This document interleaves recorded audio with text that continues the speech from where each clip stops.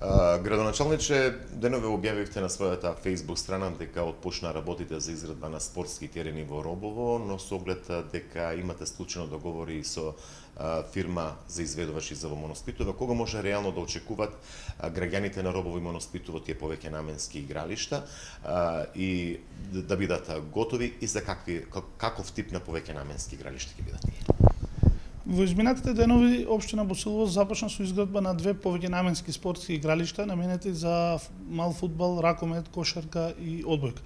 Спортските игралишта се изведуваат во населено место Робово и Моноспитово.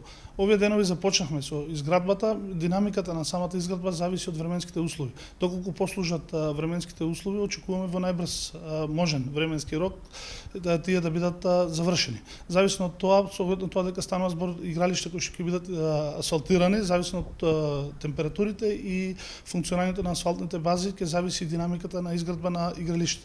Во секој случај тоа се проекти кои што ги започнавме и кои што ќе бидат реализирани и за овие проекти се обезбедени средства од буџетот на општина Босилово. Предпоставам дека ова беше барање на граѓаните на Робово и пред се малата популација за спорт и рекреација.